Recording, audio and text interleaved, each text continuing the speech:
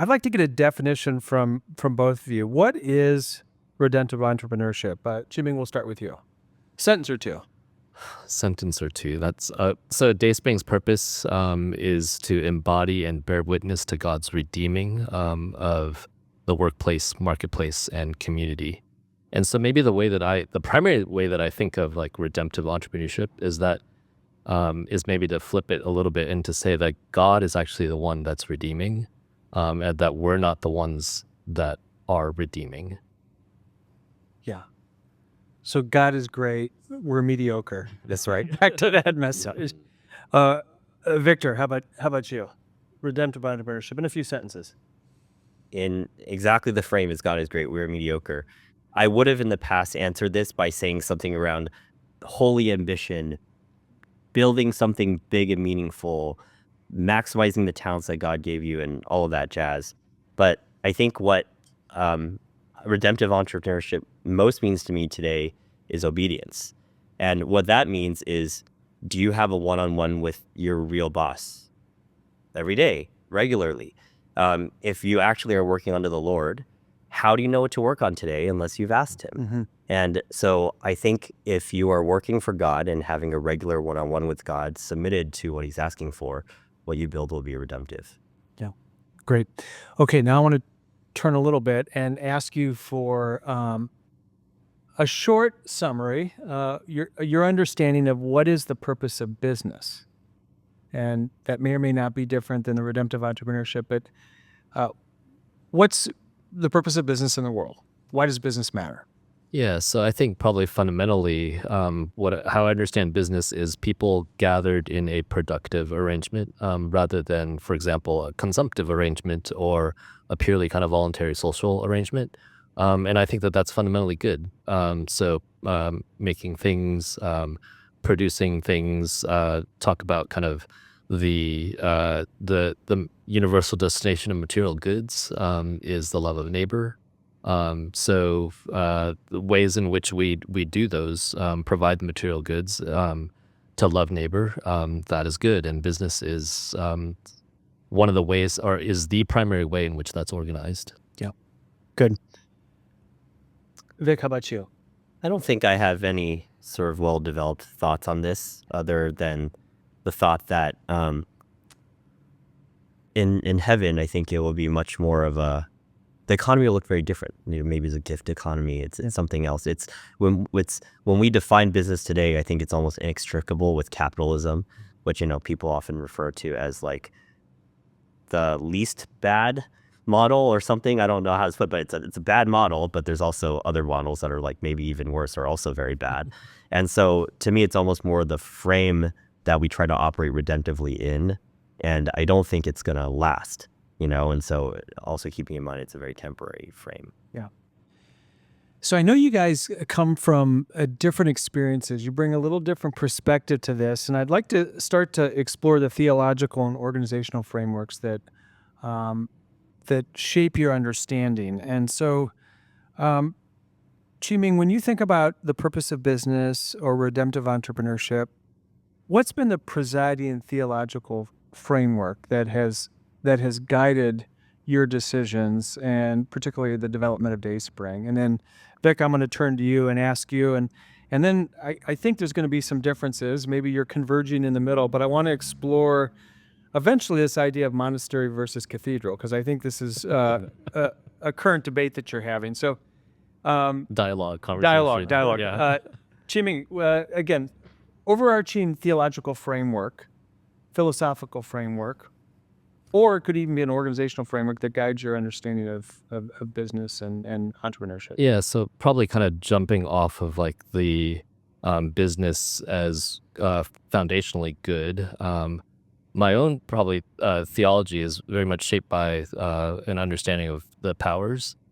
So that business is created for good. The market, this organization, this kind of organizing principles, created for good, but is also fallen. So that there are ways in which it has become not good, and this kind of maybe gestures to the what Vic was talking about. I led a staff meeting where we were talking about capitalism and its discontents. So there's ways in which kind of that the practice of business is not good. Like, for example, kind of the presumption of scarcity, and that competition is actually the best way to allocate scarce goods. That theologically is basically putting the invisible hand in the place where God ought to be, right? So there's this theologian, Dan Bell, talks about Deus abscondus, the hidden hand of the market, kind of taking the place of God. And so uh, so rather than that, if we actually fundamentally believe that God has actually provided enough, and it's actually a matter of kind of that humans actually don't know how to share. We don't know how to actually order our economies in ways that align with divine economy. Um, so uh, business created for good, business fallen, God at work redeeming, like God does for everything throughout salvation history.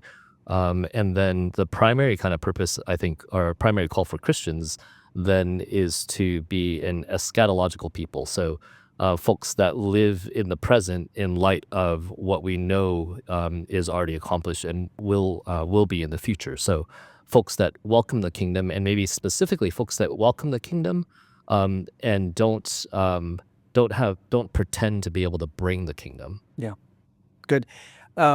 Before I turn to Vic, I want to ask you structurally how you're working out some of those commitments in your business. I wonder if you could name a few things that you've tried to ingrain into the way you do business. Yeah. So, I mean, there are a few structural commitments are related to kind of, we have a structural commitment of 5% of our time, 10% of our profit, and 100% of our equity dedicated to the common good.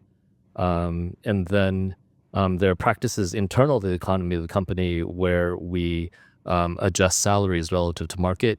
So discounting salaries more at the top end and boosting salaries at the low end in order that the internal economy of the company is one that is more of communion, that we feel like better aligns. Like, what Victor was saying earlier about how there are ways in which the market values certain skills. But if the market values things in such a way that results in unlivable wages, then that's actually not kind of a just ordering. And so that's another way in which we've kind of made structural commitments within the company that we think better aligns with what the divine economy might look like.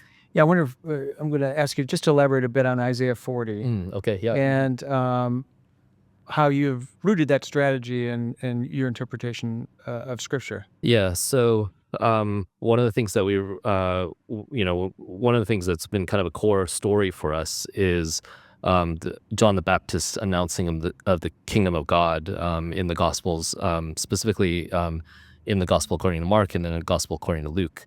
And in that, in kind of the Gospel writer's narrative, when John the Baptist is announcing the reign of God, announcing, prepare the way of the Lord, make straight his paths, that they tie that to Isaiah 40, which is a passage that says every mountain and hill will be brought low and every valley will be lifted up.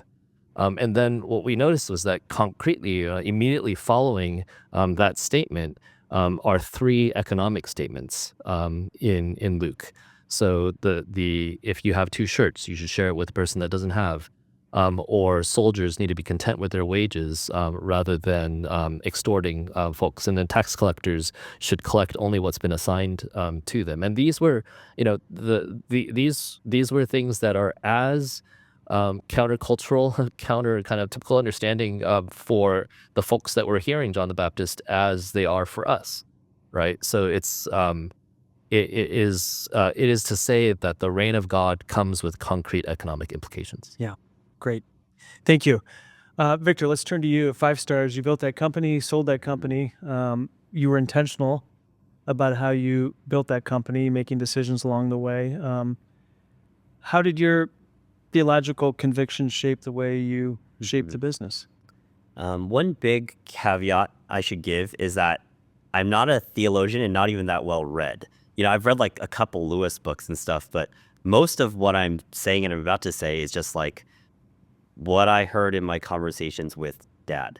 And so you guys can correct if I'm just saying stuff that's like off. But when I read through the Bible, I felt like there were two calls that were kind of universal. And one call was being an agent of human flourishing. Ideally for the marginalized, the poor, the widows, and the orphans, and so forth, but like some form of like pre-fall Eden restoration of what shalom was meant to be. And then I think of the Great Commission.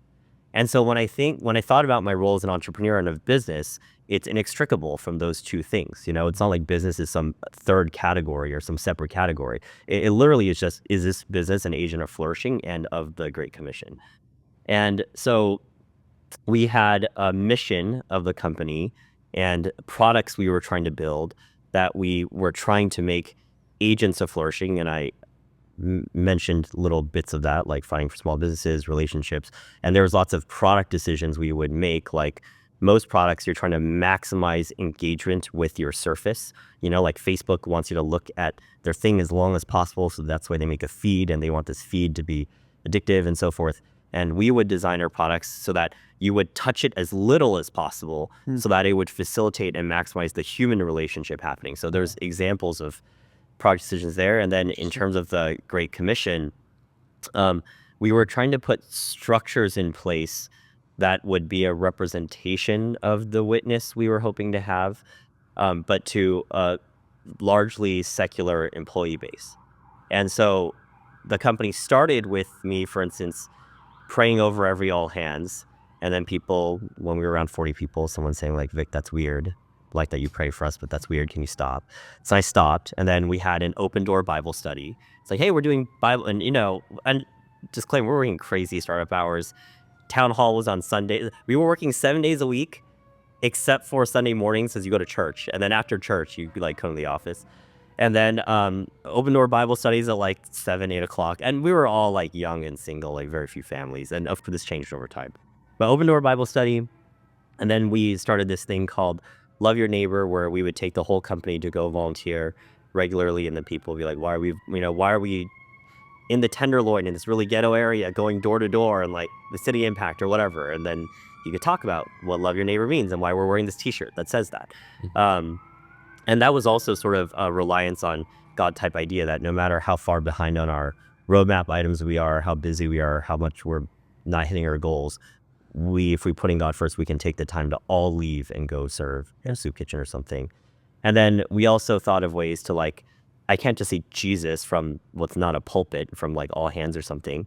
And so we ended up with the company values of shared humility, authentic relationships, warrior spirit, joy every day. And we tried to figure out how to canonize those values in our recruiting process, in our review process, in the culture and rhythms of the company. And then maybe the last part I'll say is in terms of like, how do you architect a system? And a lot of my thinking was like, this organization, which is now 400 people, is a system. I can't just implement stuff. Like, how do you create a system that really believes in the mission and feels empowered to live it out? And so some of the things I'm most proud of are, for instance, an employee-led initiative where instead of using a typical third-party logistics company, we ended up employing 50 mentally disabled or just disabled folks in different ways. And they could build the boxes, flash our tablets, get everything set up. And we actually got from the state of California awarded us an excellence in disability employer. And that had nothing to do with the company. It wasn't even an initiative, but different people came up with it. Or another one I've heard Chi-Ming say, we ended up at the same place, was we decided never to send people to collections.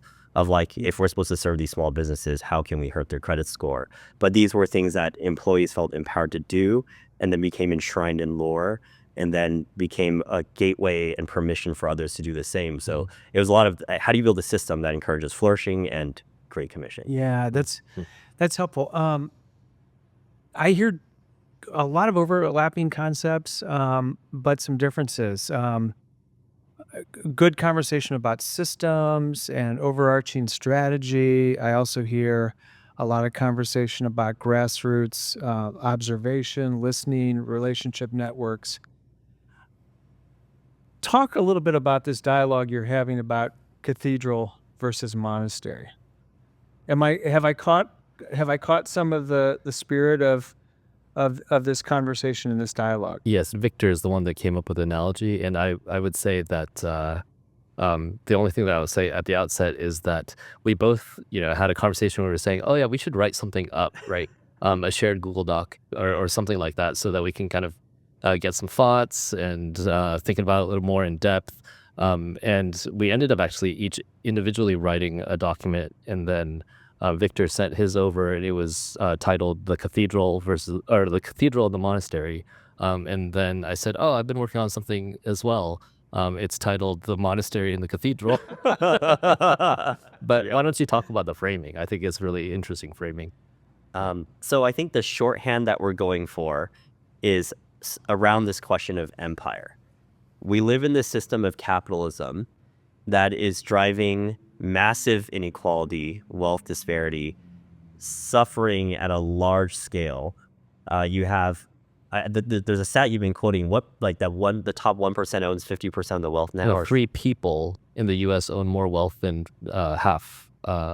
3 people own more wealth than the bottom half of The the bottom United States. 50%. Yeah, that was in 2017. So I Yeah, don't it's know. probably worse now. Yeah, and so there's lots of ways to cut it, but however you cut it, it's really bad, right? And you're like, that's not God's design. And so I think there's 2 schools of thought. One is, do you walk the roads of empire and try to co-opt it?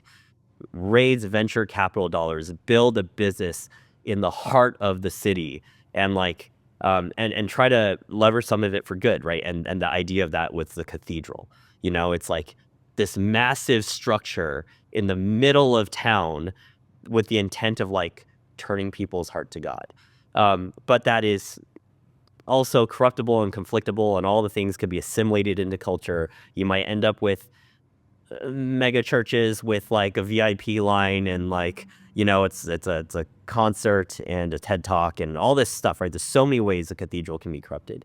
Or do you eschew the roads of empire completely and make yourself one with those who are dispossessed on the margins of society, and say that walking these roads, even if you mean to cooperate them for good, you're just propagating evil. And the best way is to go to the fringes of society and build a countercultural demonstration plot of the kingdom, a vision into how a new way of things could be done, and that's like the monastery that's usually in the countryside, and untainted and pure and beautiful. And these are kind of opposites on purpose for hyperbole. It's not like either of our businesses are all the way in one or the other, but that's maybe the shorthand I'd use to explain the framework.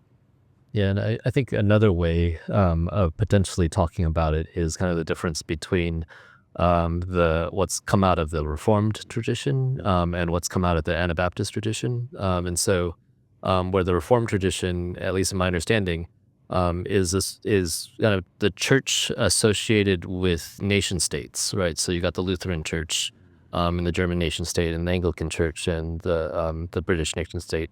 We're Presbyterian, and so Calvinist. So I think that that's kind of one model, and then on the other hand, you have the Anabaptists who were persecuted by those nation states, and so the Anabaptist perspective is that tends to be kind of more cautious about being aligned with power. Tends to be more cautious about kind of the dangers, like Vic is talking about the corrupting nature of that. And so, and maybe kind of, I would say that some of the strength of the Anabaptist frame is recognizing that the polity that is the church, the polity that's the ecclesia, is intended to be a distinct people that lives by different rules. And so, yeah, that's so. But I think what's really been interesting and challenging is kind of some of the questions that Victor raises about, well, what if, I think that there are folks that are just, built a certain way. And I think Victor thinks strategically, and me much less so. I was saying that Dayspring actually has never had like a 5-year plan or a 10-year plan, right? It's been very much how do we discern kind of the next step given the context that we're given and what we see. And so how do you account for like the differences in that? I think strategic thinking is great. I was just talking, with somebody after the session just now about saying, well, the way my mind works is I make these connections and I see kind of things at the policy level. And so I think there's like a variety of different gifts that we're talking about here. Yeah. Yeah. Have you landed somewhere in the middle? It sounds like this is just going to be an ongoing dialogue. I think it's a fun conversation. I think It's super live. So Yeah, this is very like live. totally barely half baked would be generous. So we can riff on it. But Well, we want to have you back when the book is written, and we'll figure out where you guys land. We have to agree on the title first. I could actually start with the monastery. I think I would already concede that the monastery is meant to lead. Anyway. What advice, let's end on this question, and it's maybe related to the last point of conversation. What advice would you give to a social or business entrepreneur that has heard this podcast, they're in the space, they've got the idea, they're working toward this, they're serious about their faith, they're serious about following Jesus and serving the common good. What advice would you give them based on your hard-earned experiences in the marketplace, in the community over a number of years? I guess there's two that I'll leave with. One is to be very suspicious of the implication of scale or growth, because growing is good. A church growing is good. A business is growing is good. But when growth or scale becomes an end or goal in and of itself, I think that's when it becomes really coercive and dangerous. And we all know the obvious example of if a church were to make attendance a core goal, then you just, right, that's not what you want. You want the church to grow, but you don't want it to be an end goal. And when I think about the biblical leaders that were all called to positions of power and scale, Moses or Joseph or Daniel or whatever, I've noticed that it often comes from people who, one, don't want it and are pushed into it kicking and screaming, or two, have this like wilderness experience where for years they're like beaten into submission and dependence on God, or three, and sometimes all multiples of these, are from like a marginalized community, the weakest, the smallest, the whatever, and so that's an introspection I've been doing in my heart a lot. It's what the world celebrates, and when you are stepping in the direction the world also celebrates, then there's got to be this question of like, am I stepping in this because the world celebrates it, or because God is actually calling me to it? And Chi-Ming likes to bring up Lord of the Rings, and Frodo is the great example, right? The least of these, the one that wants the least, is the only one actually capable of carrying the ring, and even he is like corruptible by the ring. And so when working in a position of significant scale or pursuit of scale, I think that protecting your heart and that introspection of your heart is really, really important.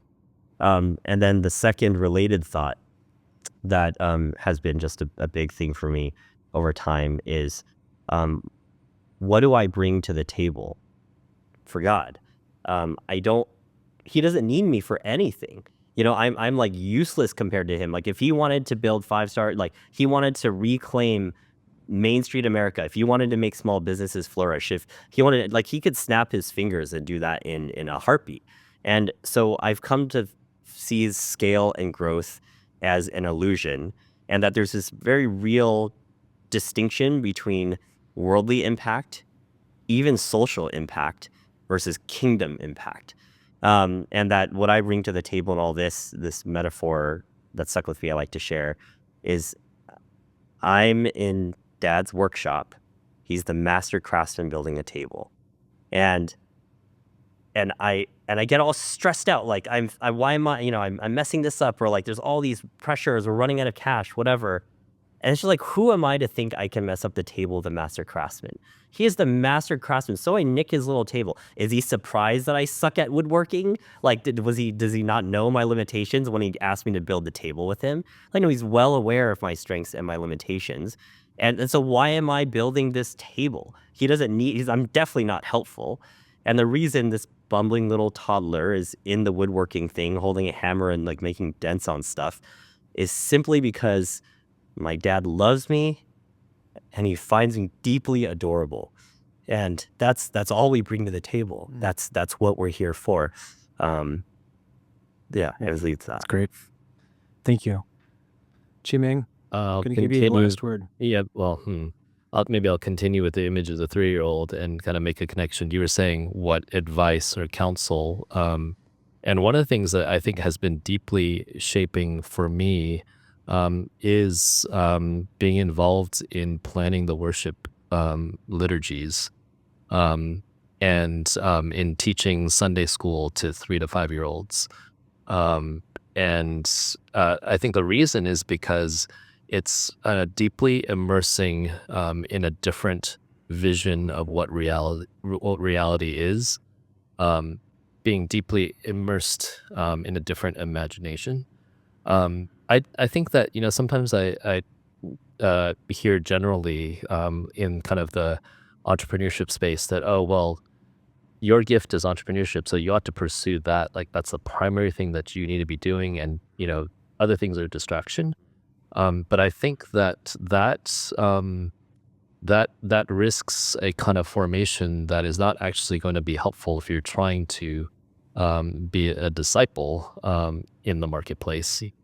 And these kind of deeply formational things of participating in worship, of being, part of kind of teaching Sunday school, learning the grand story of Scripture and how we find ourselves in it. Those, for me personally, have been places where my own imagination has been schooled. Yeah, that's great. Well, I want to thank both of you. It's been a wonderful couple days with you. I mean this so sincerely that your presence has really forced me to do some self-evaluation and soul searching just around my own practices and decisions and the way that I think about things. So it's been a real gift that you've been here for me personally, and I know for our larger community. So thank you. We are going to be just continuing to pray for the important work you're involved in, and look forward to that book, The Monastery versus the Cathedral. And congregation. Not versus, yes. I've set them up in opposition. So thanks to both of you, and we're just really delighted in your visit with us. Thanks, John. It's been Thanks, great. John.